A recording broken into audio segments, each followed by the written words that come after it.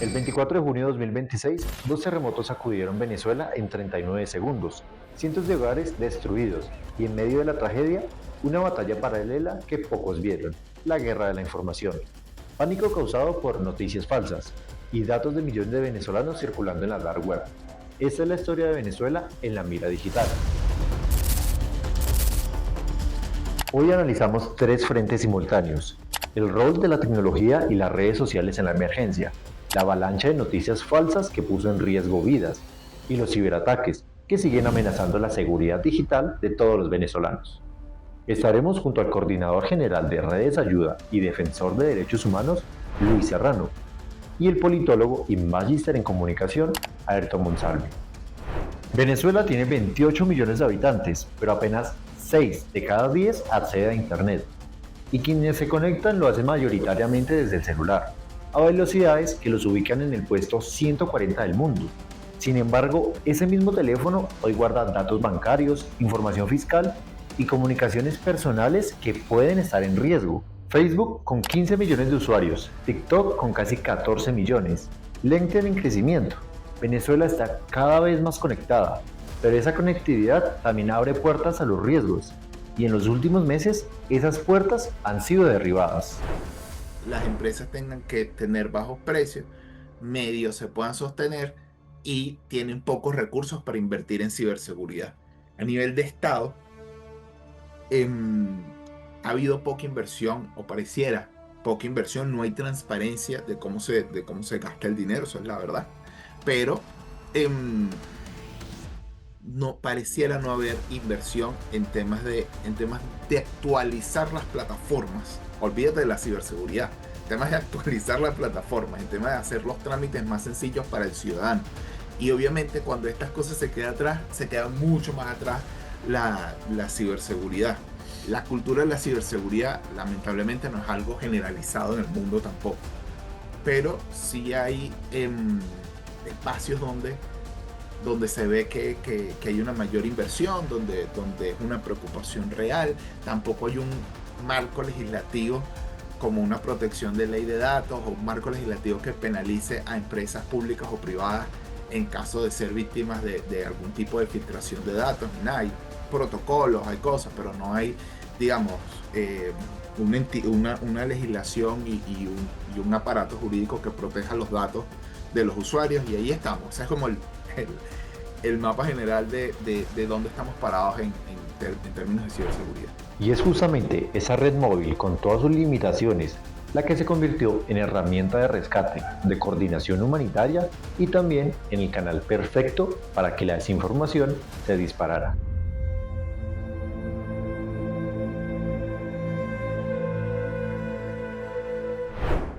Aún cuando Venezuela tiene la peor capacidad y la peor infraestructura en materia de telecomunicaciones, y esto quedó en evidencia sobre todo tras el doblete sísmico del pasado 24 de junio, en donde vimos que operadoras, tanto públicas como privadas, dejaron de operar por al menos, dejaron de funcionar o prestar su servicio de acceso a datos móviles por al menos 48 horas, y luego de las 48 horas fue muy lenta la restauración del servicio, evitando que familiares se pudiesen contactar para verificar si se encontraban bien tras los terremotos, evitando poder calmar esa ansiedad que genera un desastre natural como este, y personas que vivían en Caracas queriendo contactar a personas de La Guaira no tenían ningún tipo de información.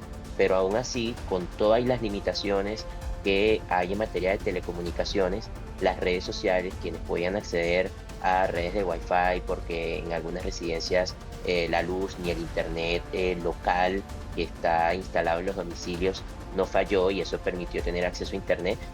Yo creo que cada hogar que tenía este tipo de privilegio en el medio de este contexto se convirtió en un ente difusor de información. En medio del caos, las redes sociales se convirtieron en motores de búsqueda de personas desaparecidas. Plataformas digitales como Hasta Encontrarles, impulsada por la red de periodistas venezolana, centralizaron reportes verificados para localizar a víctimas, y organizaciones internacionales coordinaron ayuda en tiempo real a través de X, WhatsApp y Telegram. Tener la posibilidad de tener acceso a las redes sociales, además con rigor periodístico, rigor de documentación, busca también sobre todo ejercer una labor social de lucha contra la desinformación. porque las redes sociales de por sí no son ni buenas ni malas, son un espacio, son un canal para la divulgación de mensajes, pero sin duda alguna allí se combate contra quien genera un reporte desde el lugar de los hechos o tiene fuentes confirmadas o te muestra una realidad, no solamente con su voz, sino también poniendo frente a cámara a testimonios que están viviendo la realidad. Y por otro lado, pues por supuesto también existen personas que quieren aprovechar el boom, el hito tan dramático como lo fueron estos terremotos, como bueno, para también aprovechar y generar matrices que puedan alimentar su cuenta de seguidores o que puedan alimentar, digamos, todo lo que tiene que ver con establecer polémicas que pueden empañar el trabajo periodístico, que pueden empañar el acceso a la información pública en momentos tan cruciales. Pero las redes sociales también tuvieron una cara oscura. Mientras los rescatistas trabajaban contrarreloj, en TikTok y WhatsApp se viralizaba una alarma de tsunami que nunca existió. Cazadores de Fake News lo documentó. Fue el mayor episodio de desorden informativo que jamás habían registrado en Venezuela.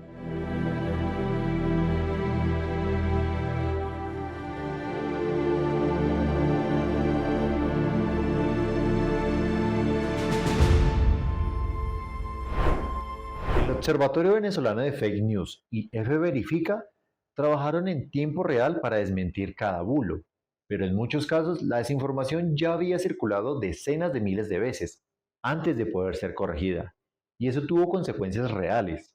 Gente que huyó del litoral por falso tsunami, centros de acopio colapsados por información no verificada y donaciones dirigidas a canales fraudulentos. Por otro lado, tienes al Estado que todo lo califica de fake news. O sea, porque una cosa es la desinformación dictaminada, verificada, cuando se generan algunos que otros videos de IA. La última semana o esta semana que está en curso, pues se veía que se hicieron unos videos de que supuestamente una familia había sido rescatada entera. Y esta era una buena noticia en apariencia, pero la noticia no es verdad. Entonces terminas vendiendo una falsa esperanza y eso es un acto de desinformación. Pero entonces, frente a ese tipo de situaciones que son específicas, frente al trabajo periodístico de rigor, te enfrentas a un Estado que a todo lo llama fake news y mete en un solo saco el trabajo de rigor y también este tipo de informaciones que están hechas de manera maliciosa, malintencionada. Y el Estado, en vez de generar un ecosistema transparente de comunicación, garantizando que, por ejemplo, el canal del Estado opere con transparencia venezolana de televisión, que se despliegue por toda la entidad afectada, por los lugares afectados, ese sería el gran antídoto contra lo que ellos erróneamente llaman fake news y no necesariamente atacar, cercenar, tratar de imponer una narrativa que además se les escapó de las manos. Y aquí aparece un elemento que une los dos temas de este reportaje.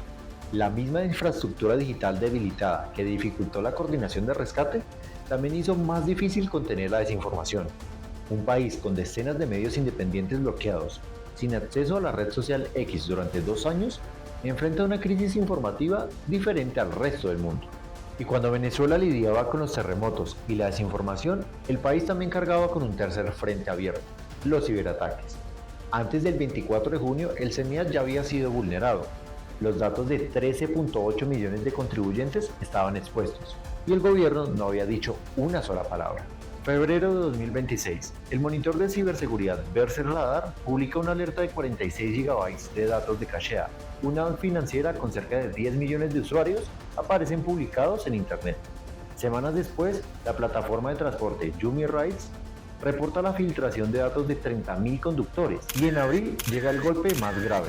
El CENIAT, la autoridad tributaria del país, sufre la extracción de datos de 13.8 millones de contribuyentes.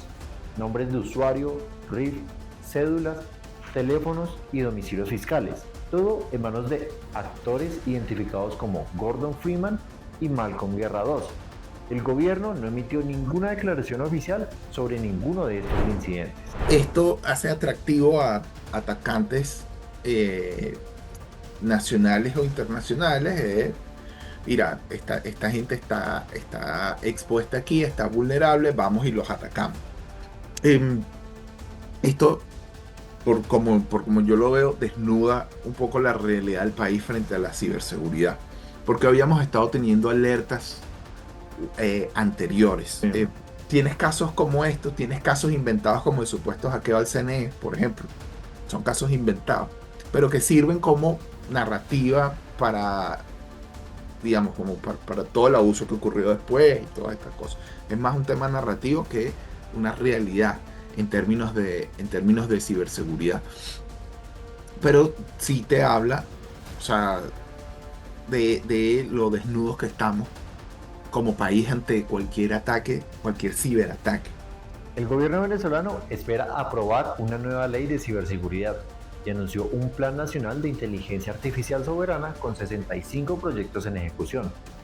También el Plan Nacional de Telecomunicaciones 2025-2030 busca eliminar zonas sin cobertura y desplegar fibra óptica en todo el país.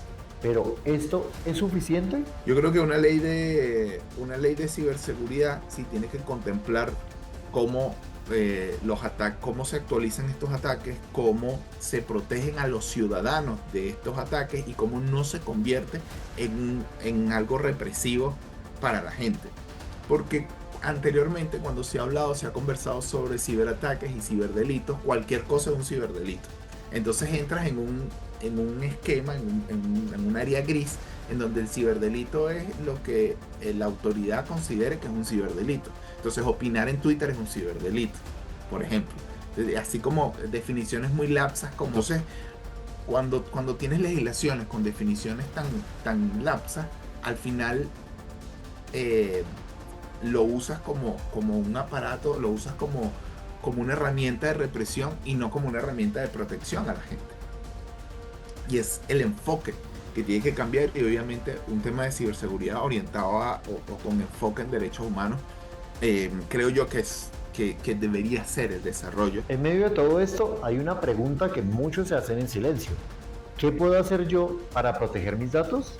La respuesta no es simple, pero hay pasos concretos. Mira, primero hay cosas que tú puedes controlar y cosas que tú no puedes controlar. Lamentablemente que aquí en plataformas como Cachea no lo puedes controlar, tristemente. Y a plataformas como Cachea, como Yomi o estas cosas, para que puedan operar, tenemos que darles muchos datos. Como ellos resguarden los datos, lamentablemente estás confiando. Y estás dejando tus datos en sus manos. Lo primero es que entiendan que ninguna empresa, probablemente muy pocas empresas, pero casi ninguna empresa te va a contactar para pedirte datos. Ellos ya los tienen. Entonces, Cachea no te va a llamar para pedirte datos.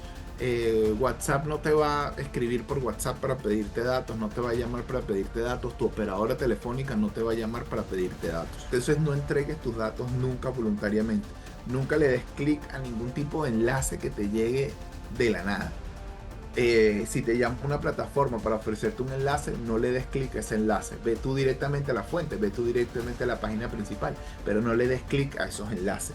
Y si algo es demasiado bueno para ser verdad, probablemente no sea verdad. Entonces ahí tenemos que estar nosotros, no con paranoia, sino con una actitud de alerta y entender, digamos, que nosotros sí somos vectores de ataque, sí somos personas que nos van a atacar. Y lo importante es que las personas puedan establecer doble paso, tanto en sus cuentas de redes sociales, como también en sus cuentas bancarias, proteger su celular si están en refugios o están en lugares de contingencia después del terremoto, o no están propiamente en su vivienda, que es donde uno se siente plenamente seguro, pues también tener un celular con una clave que solo ellos conozcan.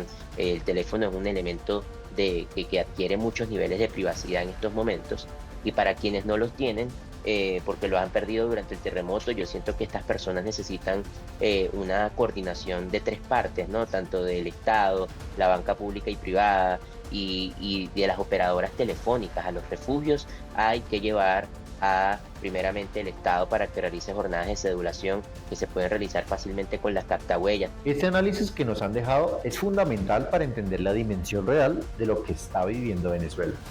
Muchas gracias a nuestros invitados por acompañarnos en esta entrega especial. Venezuela Digital, 3 crisis, una lección. Venezuela enfrentó en pocas semanas lo que muchos países tardan años en vivir. Un desastre natural a escala histórica, una ola de desinformación sin precedentes y una crisis de ciberseguridad que dejó expuestos a millones. En los tres casos, la tecnología fue al mismo tiempo la solución y parte del problema. Y como siempre queremos conocer tu opinión. En una emergencia, como la vivida en Venezuela, ¿confías más en la información de las redes sociales o en los medios de comunicación tradicionales?